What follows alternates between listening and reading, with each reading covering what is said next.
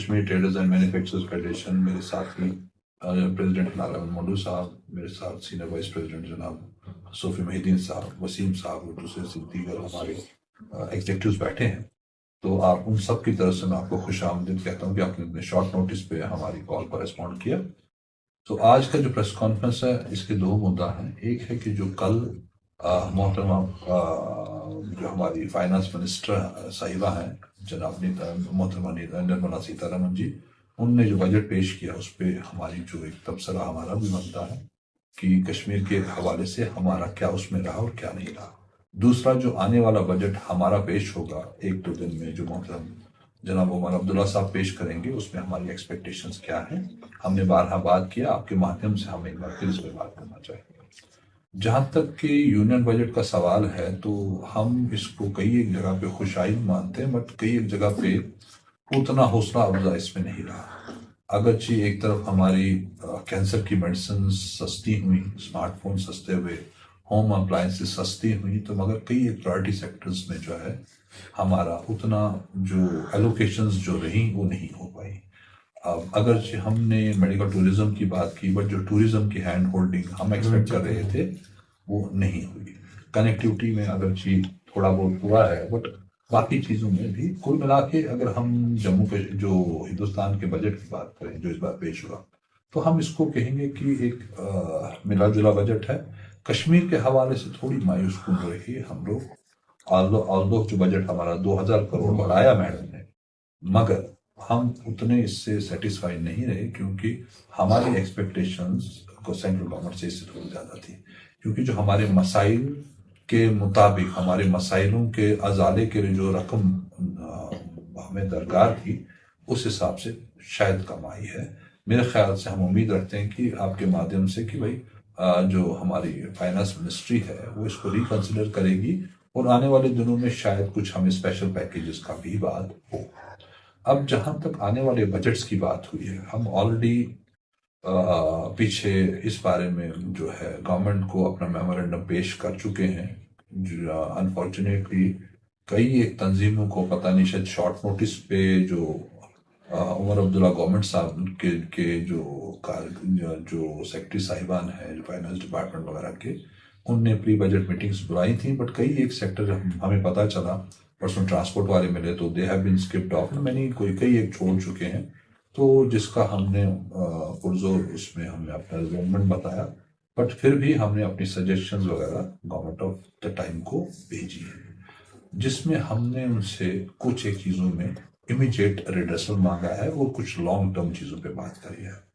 अगर हमने इलेक्ट्रिसिटी की बात की तो एनर्जी रिक्वायरमेंट्स जो है, हम इस बार बड़े खुश रहे कि विंटर्स में जो हमारा पावर जो हमारा मैनेजमेंट सिस्टम है KPTCL का, ये बहुत बेहतरीन रहा है। मगर एट द सेम टाइम जो कॉस्ट फैक्टर्स हमारे बड़े हैं, हमने उसके लिए रिक्वेस्ट किया था कि क्योंकि इसके लिए पैसे की दरकार होगी तो बजट्स में एलोकेशंस भी हों और साथ में कमर्शियल एमनेस्टी की बात हो, बिल्कुल उसी तरह से जिस तरह की हमने डोमेस्टिक की बात की। ये ना ही सिर्फ आपके एक्सचेकर को जो पुराने हमारे पास ताजरों के पास बैकलॉग्स पड़े हैं उनको देने में हमें हेल्प करेगा, आपके पास एक रेवेन्यू कलेक्शंस भी आ जाएंगे। तो मेरे ख्याल से ये एक पैरामाउंट है ताकि जो अर्लियर बिल्स हैं हम इनको लोअर कर सकें। दूसरा, हमने रिक्वेस्ट किया था कि डोमेस्टिक एमनेस्टी आपने रखी है। कई एक लोग अभी भी, क्योंकि द रेट्स इतनी एग्जॉर्बियंट्स हैं कि वो अभी भी उसको मीट नहीं कर पा रहे हैं, तो उस पर बात होनी चाहिए। तो उसके लिए क्योंकि खुद उमर अब्दुल्ला साहब अभी पावर मिनिस्टर हैं, तो इसका मेरे ख्याल से उनको ज़्यादा तरद्दुद नहीं होना चाहिए, बिकॉज जब इसमें वो आए इक़्तिदार में आए तो उन्होंने कुछ वायदे किए थे पावर को लेके। तो मेरे ख्याल से ये टाइम है इस बजट में उसकी हमें शर्मिंदे ताबीर होते हुए नजर आए। पावर के बाद जो हमारा दूसरा कंसर्न है वो बैंकिंग का रहा है। अगर आप देखेंगे पिछले 30 साल हमारे रहे हैं बड़े नामसाइल हालात से। सारा जो हमारा ताजिर बरादरी, मैन्युफैक्चरिंग बरादरी, टोटल बिजनेस कम्युनिटी की बात करें तो बड़े बुरे हालातों से गुजरे हैं। बारहा हमने कई बार प्री बजट्स ये बहुत चीज़ों में बात किया, बट कुछ बातें मानी गई हैं, बट कुछ बातें नहीं मानी गई हैं। बट द ग्राउंड रियलिटी है कि जो हमारा डेट ट्रैप है ये दिन ब दिन डूब बढ़ता जा रहा है। अगर बाइसरन के ही सिर्फ पीछे एक साल पीछे चले जाएं, तो बाइसरन का वाक़ा हुआ, उसके बाद ऑल ऑफ ए सडन जो टूरिज्म और उसके साथ जो ड्रिवन ट्रेड्स हैं उनका जो बिजनेस है वो स्टैंड स्टिल आ गया। बट इलेक्ट्रिसिटी उनकी बिल्स चलती रही, उसमें उनको कोई रिस्पाइट मिला नहीं मिला। आप अगर पानी की बात करेंगे तो रिस्पाइट बिल्स में मिला नहीं मिला, या उनके जो बैंक्स के इंटरेस्ट हैं या उनकी ईएमआईज हैं उनमें कोई रिस्पाइट मिला, या इंटरेस्ट इंटरवेंशन मिली नहीं मिली। सो इस वाले जो हम बजट्स में हम कम से कम ये एक्सपेक्ट करते हैं कि ट्रेड और टूरिज्म जो इसके साथ जो खराब हुए हैं उसको कम से कम इंटरेस्ट सबवेंशन मिला जाए। जो पुराने हमारे जो क्योंकि जम्मू कश्मीर बैंक के जो मेजर स्टेक होल्डर्स खुद जेके गवर्नमेंट है, तो उनके माध्यम से हम ये भी एक्सपेक्ट करते हैं कि क्योंकि जेके बैंक एसएलबीसी का लीड बैंक भी है और बाकी बैंक जो उनके साथ फॉलो करते हैं कि वो गवर्नमेंट में जो एनपीएस को या हमारी रिस्ट्रक्चरिंग स्कीम्स हैं या हमारी जो कह रही जो नई लैंडिंग्स हैं उन पॉलिसीज को बड़ा ईज किया जाए। हमारा क्वालिफिकेशन क्राइटेरिया जो सिंपल का 750 के आसपास है उसको रिड्यूस करके 600 to 650 के करीब लाया जाए, ताकि जो हमारी ईएमआई को जो बैकलॉग्स में चल रहे हैं जिसपे हमारे सिंबल्स हिट हुए हैं हम इसको क्वालिफाई करके एक होलिस्टिक डेवलपमेंट के अंदर आ पाए।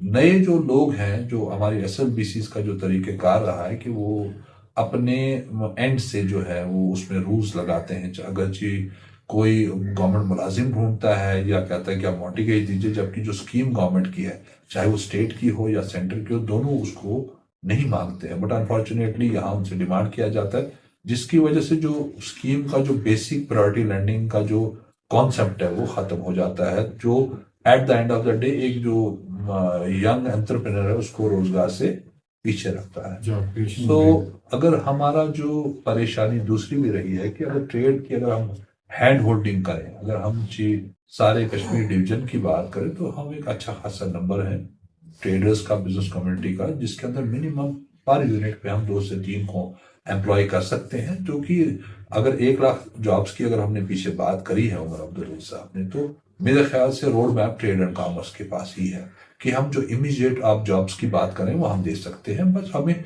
कुछ हैंड होल्डिंग्स जो मैंने पहले अर्ज किया आपसे उन पे इस बजट्स में हम एक्सपेक्ट करते हैं कि गवर्नमेंट जो है वो उस पर बात करे, उसके लिए प्रोविजनिंग करे। हमने वो रिक्वेस्ट किया था कि कम से कम एक जो ट्रांसपोर्ट सब्सिडी की बात हमने करी थी कि जो हमारा गुड्स आते हैं चाहे रॉ मटेरियल के शेप में या फिनिश्ड गुड्स के शेप में, और या जो हमारे यहाँ से फिनिश्ड गुड्स या हॉर्टिकल्चर प्रोडक्ट्स जाते हैं बाहर, उसका एक मेजर कंपोनेंट जो होता है ट्रांजिट में जाया हो जाता है।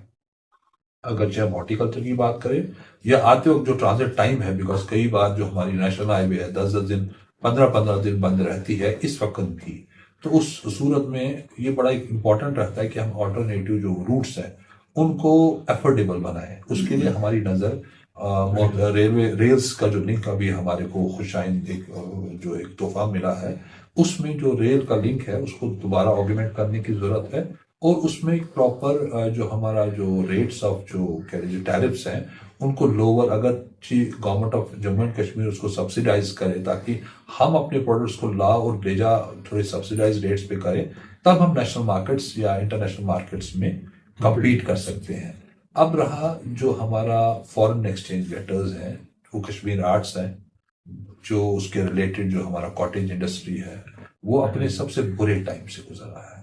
ये टाइम है कि हम उस आर्टिजन को वैल्यू भी दें और आर्टिजन को वो रेस्पेक्ट भी दें। वैल्यू से मुराद मेरी है कि एक आर्टिजन जो है एक शॉल जो पश्मीने का बनाता है वो महीने के 4 शॉल अप्रोक्सीमेटली बनाता है, जिसकी अभी भी वेजेस 2200 से 2300 रुपया पर शॉल है। तो जो उसका टोटल इनकम पर मंथ बनता है वो 9000 बनता है। आप सब मेरे से ज़्यादा पढ़े लिखे भी होंगे और दुनिया में दुनियादारी जानते हैं, 9000 में आज की डेट में अपनी फैमिली को चलाना इम्पॉसिबल है। तो कहीं ना कहीं ये सनद बिकॉज ऑफ द अपैथी जो गवर्नमेंट की है या जो स्टेक होल्डर्स की है उस वजह से मर रही है। इसके लिए हमने पिछली बार भी रिक्वेस्ट किया था कि कम से कम जो मिनिमम वेजेस एक्ट है वो इन आर्टिजन्स के लिए लागू हो, उसमें कोई कबाहत नहीं है। दूसरा हमने रिक्वेस्ट किया था कि जो आपके जेकेटीपीओ है या एमएसएमई के शोज होते हैं इसमें जो नंबर ऑफ पार्टिसिपेंट्स है वो बहुत कम जाता है।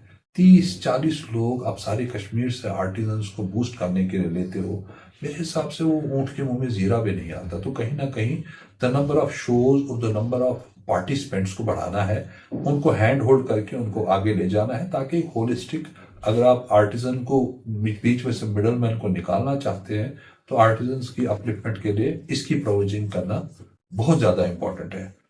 लास्टली मैं आपकी जो अपार्ट फ्रॉम बजट एक चीज़ है जिसके ऊपर हम रिएक्शन देना ज़रूर चाहेंगे। हमने आए दिन देखा है कि जो हमारे कश्मीरी भाई जो छोटे छोटे कारोबारी बाहर डिफरेंट स्टेट्स में अपने कश्मीर आर्ट्स के साथ काम करते हुए अब किसी और शोबे में काम कर रहे हैं, उनको हरास किया जा रहा है by the so called nationalist vigilante groups जो हैं, ये जो सेल्फ स्टाइल्ड हैं, इनकी जो कारकर्दगी सिवाय गुंडागर्दी हॉरिज्म के कुछ नहीं। आपके माध्यम से हम इसकी पुरजोर मजम्मत करते हैं। हर उस हुकूमत को हम वाजिया करना चाहते हैं कि कश्मीर जो है, आप हमें हैरास करना बंद करें, आप हमारे ताजरों के साथ सौतेला व्यवहार बंद करें। आप कोई नहीं होते विजिलांटा वाले हमें ये पूछने वाले कि हमारी नेशनलिटी क्या है या हम नेशनल इंटीग्रेटेड है या नहीं है। इसके लिए होम मिनिस्ट्री से हम रिक्वेस्ट करेंगे कि वो इसके ऊपर सख्त से सख्त कदम उठाए और इन अनासिर को जल्द अज जल्द जो है जो सलाखों के पीछे ले जाएं और आइंदा हर गवर्नमेंट को एक नसीहत या एक तंबीह की जाए कि इन टाइप के जो ग्रुप्स हैं तो उनके ऊपर एक लगाम या नकेल कसेली जाए, ताकि जो हमारे ताजिर या बाकी बरादरी या हमारे स्टूडेंट बच्चे बाहर मुल्क के बाकी हिस्सों में पढ़ रहे हैं, उनकी जो सेफ्टी है वो इंश्योर हो। और ये गवर्नमेंट ऑफ द वर्ल्ड जो इस वक्त हुकूमत वक्त है सेंटर में बैठी हुई है, उनका दायित्व भी है और उनका जो है फर्ज भी बनता है। बाकी आपके यहाँ आने के लिए बहुत बहुत शुक्रिया। एक बार फिर अपने सारे ग्रुप की तरफ से हम आपके आमद को शुक्रिया करते हैं। मेहरबानी, थैंक यू।